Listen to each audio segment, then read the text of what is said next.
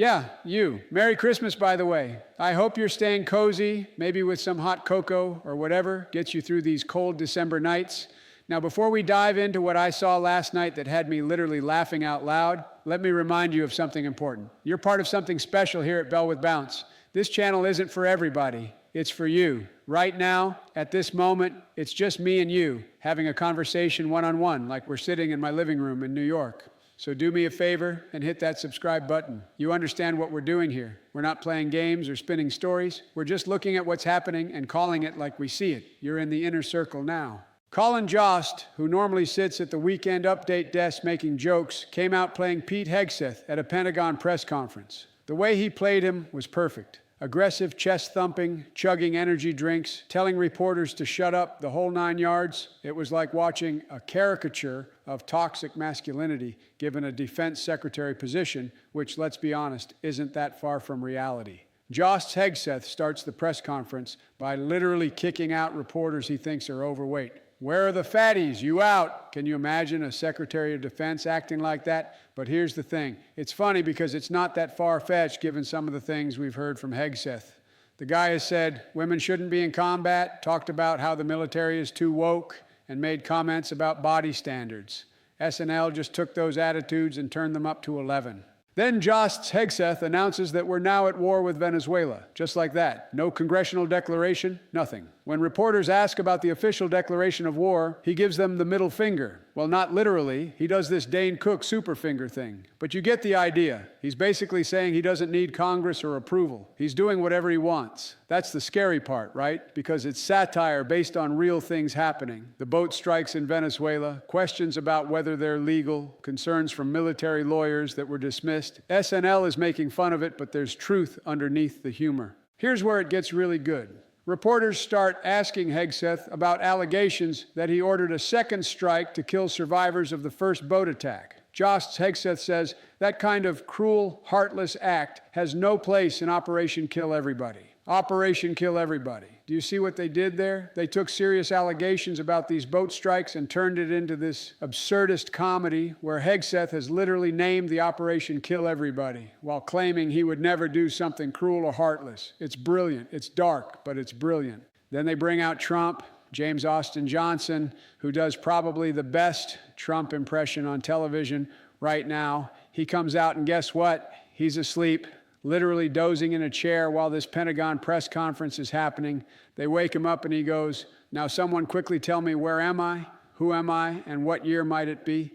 That's gold right there. We've all seen footage of Trump seemingly falling asleep at events, at his own cabinet meetings, at the World Cup draw just this past week. He closes his eyes, his head droops, and everyone's wondering if he's okay, if he's paying attention, if he even knows what's going on. SNL went right for it with no holding back. Jost Hegseth asks if Trump supports him 100%. Johnson's Trump wakes up and says, "Absolutely, we love Pete. He's a great guy. It was just fog of war, right?" Then he explains, fog of war. It's a thing you only say after doing a war crime. You never hear a general go, "Everything went according to plan." Fog of war. I'm sorry, but that's hilarious because it's true. People only talk about fog of war when they're trying to excuse something that went wrong, something that maybe shouldn't have happened. Then Trump says, "So I stand by Pete and nothing could change my mind, unless, of course, it could hurt me in any way, in which case I'll throw him under one of Mandani's free buses." The joke there is perfect because that's exactly how Trump operates. He stands by people until the moment it becomes politically inconvenient, and then boom, you're under the bus. Just ask all the former Trump administration officials who got thrown under the bus when things went south. Michael Cohen, Rex Tillerson, Jeff Sessions, the list goes on. Trump's loyalty lasts exactly as long as you're useful to him. The sketch ends with Trump falling asleep again, standing up this time while a reporter asks him about the affordability crisis and his supporters blaming him for high prices. Hegseth comes in and goes, "Shh, he's sleeping. We got to get him to another MRI before he wakes up." Because there have been all these questions about Trump's health, cognitive tests, whether he's fit to serve, and SNL just went there. They said what a lot of people have been thinking but haven't been saying out loud on mainstream television. Now here's where it gets really interesting. After the show aired, I'm looking online, checking social media, reading news reports, trying to see how Trump reacted. If there's one thing we know about Donald Trump, it's that he cannot let Saturday Night Live make fun of him without responding. The man is constitutionally incapable of ignoring criticism. SNL has been his white whale for years. He's tried to get them shut down, threatened them with FCC investigations, called them unfunny, demanded equal time. But as of this morning, there's no official response yet. That could mean a few things. Option one, Trump hasn't seen it yet, which seems unlikely given he's always on his phone, and someone definitely would have told him. Option two, his lawyers and advisors have literally taken away his phone to prevent him from posting an angry response at 3 in the morning. Option three, and this is the one I'm leaning toward. He's seen it, he's furious about it, and he's trying to figure out the best way to respond without making himself look even worse. Here's the problem Trump faces with sketches like this. If he ignores it, it looks like he's weak, like SNL got to him, and he has no comeback. But if he responds, especially if he responds angrily, he proves that the sketch got under his skin, which is exactly what they wanted. Let me tell you what I think is going through Trump's head right now. First, he's probably mad about the sleeping jokes. Trump is extremely sensitive about any suggestion that he's old, that he's not mentally sharp, that he's not in perfect health. Remember when he had that doctor write that letter saying he'd be the healthiest president ever? Remember when he took a cognitive test and wouldn't stop bragging about it, person, woman, man, camera, TV? He repeated it over and over like it was some incredible achievement. The guy is obsessed with appearing strong and healthy. So any joke about him sleeping, any suggestion that he needs an MRI, any implication that he doesn't know where he is, that's going to make him furious. Second, I think he's mad about the fog of war stuff, about the implication that he's excusing war crimes, even though Trump has pardoned people convicted of war crimes, even though he's defended actions that military lawyers said were illegal. He doesn't like being called out for it so directly. He wants to be seen as tough on national security, not as someone who's reckless or violates international law. Third, and this might be the one that bothers him most, I think he's mad about the loyalty joke, the bit about how he'll throw Pete Hegseth under the bus the moment it becomes politically inconvenient. Because that's true, and Trump knows it's true, and he knows that everyone watching knows it's true. Trump's entire political career is littered with people he used and then discarded. Having SNL point that out, having them make it explicit that his support means nothing, that it's conditional and temporary, that probably drives him crazy because Trump's whole brand is loyalty, standing by his people, never backing down. But the reality is he only stands by people when it benefits him. SNL just said that out loud. Now let me speculate about what Trump's response is going to be when it finally comes, because it's coming. Trust me, he's not going to let this go. I'm guessing we're going to see a Truth Social post, probably several, where he calls SNL unwatched, unfunny, failing, all his usual insults. He'll probably say the ratings are terrible, even though SNL actually does pretty well in the ratings, especially when they do political cold opens. He might threaten legal action, even though there's absolutely no legal basis for suing someone for making fun of you on a comedy show. That's kind of the whole point of the First Amendment. He might call for the FCC to investigate NBC, even though the FCC doesn't regulate content like that. He might demand equal time, even though equal time rules don't apply to comedy shows. And he's the sitting president with access to every media platform whenever he wants. Basically, he's going to do what he always does. Complain, attack, play the victim, and try to make it seem like SNL is being unfair to him. But here's the thing. Every time Trump responds to SNL, he proves that they got to him. He proves that the sketch worked. He proves that he can't handle being laughed at. And that makes SNL want to do it again. It's this beautiful cycle where Trump can't help but respond. And his response just gives SNL more material. It's like he's feeding the beast that's eating him. Now let's talk about what this SNL sketch tells us about the current state of American politics and media, because there's something deeper here than just a funny comedy bit. Saturday Night Live has been doing political satire for 50 years. They've gone after every president, every politician, every public figure. But there's something different about the Trump era. The jokes aren't just about policy disagreements or personal quirks.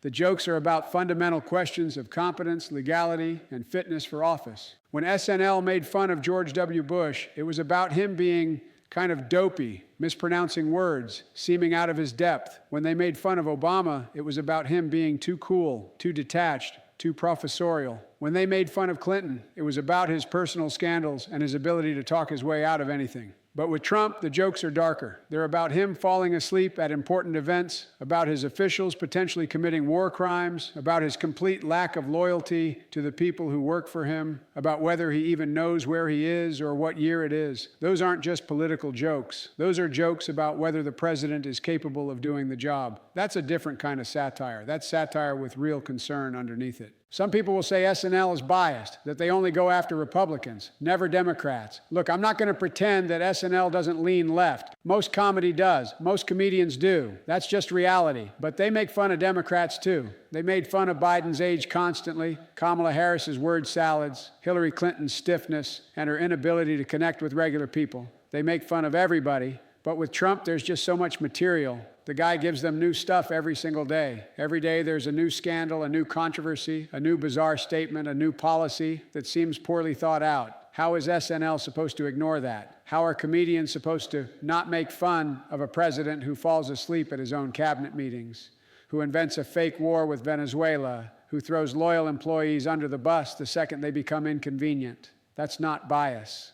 That's just observing reality and finding the humor in it. I think that's what drives Trump crazy. He wants to control the narrative. He wants to be seen as strong, successful, in charge, but comedy undermines that. Comedy points out the absurdity, the contradictions, the gap between the image he wants to project and the reality of what he actually does. And he can't control comedy the way he can control a press conference or a rally or a friendly Fox News interview. SNL is going to make fun of him no matter what he says or does. And that powerlessness, that inability to control how he's portrayed, I think that eats at him more than almost anything else. Let me tell you what the majority of Americans think about all this. According to recent polls, Trump's approval rating is hovering somewhere in the mid-30s. That's pretty low for a sitting president. His disapproval rating is in the high 50s. Now his base, the hardcore MAGA supporters, they love him no matter what. They'll defend everything he does. They think SNL is part of the liberal media conspiracy trying to bring him down. They think the jokes are unfair, that Trump is being persecuted, that he can do no wrong. But that base is maybe 30% of the country, maybe 35% on a good day. The rest of the country, the independents, the moderate Republicans, the Democrats, the people who aren't part of either political tribe, they're watching this stuff and they're concerned. They see Trump falling asleep at events and they worry about his health and his ability to focus. They see Pete Hegseth ordering questionable military strikes and they worry about accountability and the rule of law. They see Trump's willingness to throw people under the bus and they worry about what that says about his character and his leadership. When they watch SNL make fun of all this, they don't see it as unfair or biased. They see it as pointing out things that are genuinely concerning. They laugh because it's funny, but they're also laughing because it's true, or at least close enough to true that the satire works. That's what really bothers Trump. It's not just that people are laughing at him. It's that people are laughing because they recognize the truth in the jokes. Now let me give you my take on why this matters beyond just entertainment and politics. I've been watching Saturday Night Live since the beginning, since the 70s, when it first started. I've seen every era of the show, every cast, every host. One thing that's always been true is that SNL serves as a cultural barometer. It reflects back to us what we're feeling, what we're thinking, what we're worried about. Right now, what SNL is reflecting is a deep anxiety about the current state of leadership in this country. The cold open last night wasn't just funny. It was a mirror held up to the chaos, the incompetence, the recklessness that a lot of people see in the Trump administration. It was saying, look at this, look at what's happening, look at how absurd this all is. And it's doing it in a way that makes people laugh, but also makes them think. That's powerful. That's important. That's what good satire does. It comforts the afflicted and afflicts the comfortable. Right now, Trump is very comfortable. He's president, he's got power, he's making decisions that affect millions of people. SNL is there to afflict him, to poke at him, to remind him, and everyone watching that power should be questioned, that leaders should be held accountable, that no one is above criticism or mockery. Trump hates that. He hates being questioned, being mocked, being reminded that he's not universally loved or respected. But that's exactly why it's important. That's exactly why SNL needs to keep doing what they're doing. Now, let me talk about Pete Hegseth for a minute, because he's the other target of this sketch. And in some ways, his reaction might be even more interesting than Trump's. Hegseth is a relatively new addition to the administration. He's trying to establish himself as Secretary of Defense, trying to prove that he's qualified for the job despite having very limited experience in military leadership at high levels. Now, SNL is portraying him as this aggressive, incompetent, macho caricature who orders operations called Kill Everybody and talks about war crimes like they're no big deal. That's not great for his image. That's not the reputation you want when you're trying to be taken seriously as the civilian leader of the most powerful military in the world. So how does Hegseth respond? Does he laugh it off? Does he ignore it? Does he get defensive and angry like Trump typically does? My guess is he's going to try to act like it doesn't bother him. He's going to try to project strength to say something like, oh, SNL is just liberal comedy. I don't pay attention to that stuff. I'm focused on the real work of defending America. But you know he saw it. You know it bothered him because nobody likes being portrayed as a buffoon on national television, especially when millions of people are watching and forming their opinions about you based on that portrayal. The thing is, SNL's portrayal isn't coming out of nowhere. It's based on real reporting about Hegseth's approach to military operations, about his dismissal of legal concerns, about the aggressive language used in relation to these Venezuelan boat strikes. So even if he tries to brush it off, the characterization has enough truth to it that it's going to stick. People are going to see that sketch and think of it every time they see a news story about Hegseth or hear his name. That's the power of comedy. It creates these associations that are hard to shake. Here's what I think is going to happen in the coming days and weeks. Trump is going to respond, probably on Truth Social, probably with multiple angry posts. He's going to attack SNL, attack NBC, maybe even attack the specific cast members involved. He's going to claim he's being treated unfairly, that no president has ever been mocked like this before, which is not true. Every president gets mocked. He's going to threaten consequences even though there's nothing he can actually do about it. All of that is going to generate more news coverage, more attention to the original sketch, more people watching it who might have missed it the first time. It's going to keep the story alive for days instead of just being a one-night thing. That's going to frustrate Trump even more because he'll realize that by responding, he's actually making it worse, but he won't be able to stop himself. That's who he is. Meanwhile, Hegseth is probably going to try to stay quiet, let Trump take the heat, hope this blows over quickly so he can get back to the actual work of being defense secretary. But every time there's a new development in the Venezuela situation, every time there's a question about the legality of military operations, people are going to remember that SNL sketch. They're going to remember Operation Kill Everybody. They're going to remember the jokes about fog of war and war crimes. And that's going to color how they perceive whatever Hegseth says or does. That's the lasting impact of good satire. It doesn't just make you laugh in the moment. It changes how you see things going forward.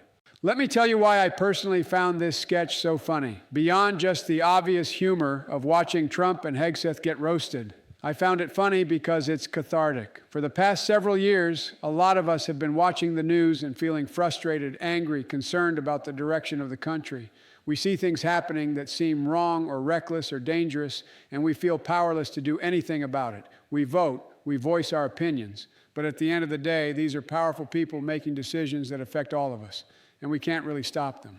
But then something like this SNL sketch comes along, and for 11 minutes, we get to laugh at them. We get to see them mocked, ridiculed, taken down a peg.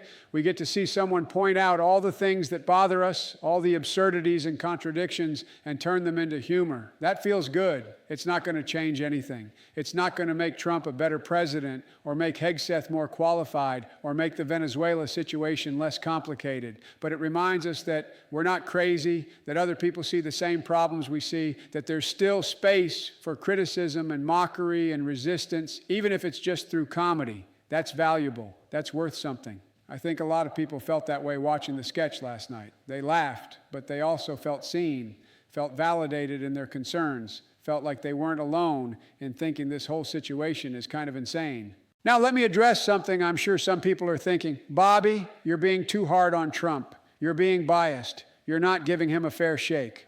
Look, I get it. I understand that Trump has supporters who genuinely believe in him, who think he's doing a good job, who think criticism of him is unfair or motivated by political bias. I'm not here to tell those people they're wrong for supporting him. That's their right. That's their choice. But I am here to say that criticism of Trump, especially criticism based on his actual words and actions, is fair game.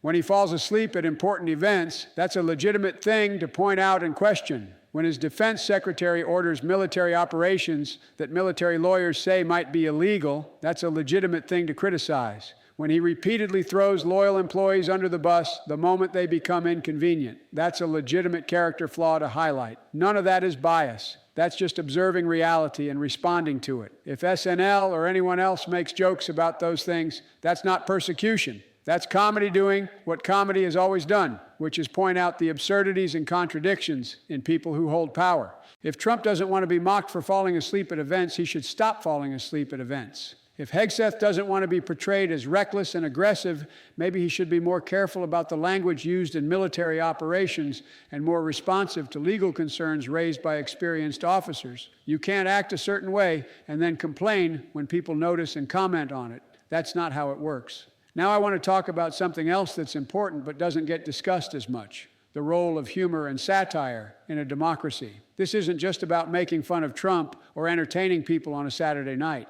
This is about maintaining a space where people in power can be criticized, where authority can be questioned, where leaders can be held accountable through public mockery. Throughout history, authoritarian regimes, dictatorships, totalitarian governments, one of the first things they do is shut down comedy and satire. They ban political jokes. They punish comedians who make fun of leaders. They control the media so that only positive portrayals of those in power are allowed. They do that because they understand that humor is powerful. Humor undermines authority. Humor makes leaders seem less intimidating, less invincible, more human and fallible. And that's dangerous to people who want to maintain absolute control. So the fact that SNL can do a sketch like they did last night, the fact that they can portray the president as a confused, dozing old man who doesn't know where he is, the fact that they can mock his defense secretary as an aggressive idiot ordering operations called Kill Everybody, that's actually a sign that our democracy is still functioning. It means we still have freedom of speech. It means we still have freedom of the press broadly defined. It means people in power can still be criticized and mocked without facing government retaliation.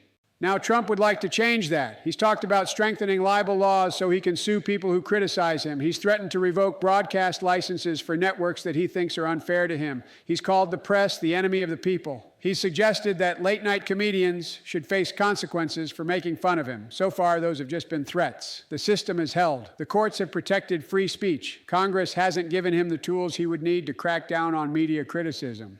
But the fact that he wants to do those things, the fact that he sees criticism as something that should be punished rather than tolerated, that should concern everyone regardless of their political views. Because today it's criticism of Trump that he wants to shut down. But tomorrow it could be criticism of anyone in power. It could be your ability to speak out about something you disagree with. It could be a journalist's ability to report on government wrongdoing. It could be a comedian's ability to make jokes about politicians. Once you start down that road of limiting free speech and punishing criticism, it's very hard to turn back. So when I watch SNL make fun of Trump, when I laugh at the jokes, part of what I'm celebrating is the fact that they still can do it. Part of what I'm enjoying is the exercise of free speech itself, not just the content of the jokes. I think it's important for all of us to remember that, to value that, and to push back against any attempts to limit or punish political satire and criticism. Let me wrap this up. What happened last night on Saturday Night Live was more than just a funny sketch. It was a reflection of where we are as a country right now. It was a commentary on the current state of leadership, on the concerns people have about competence and accountability and the rule of law. It was a moment of catharsis for people who are frustrated and worried, and it was an exercise of free speech that we should never take for granted. Trump is probably furious about it. Hegseth is probably embarrassed by it. Their supporters probably think it was unfair and biased. But at the end of the day, that sketch is going to be remembered. It's going to be part of the cultural record of this moment in American history. Years from now, when people look back at the Trump administration, they're going to watch sketches like that one to understand how people were feeling, what they were concerned about, what seemed absurd and dangerous and worth mocking. 1 swarm, 2 stock, 3 crews 4, fossil 5, early 6, pigeon 7, weasel 8, outdoor 9, vacuum 10, match 11, turkey 12, tuna.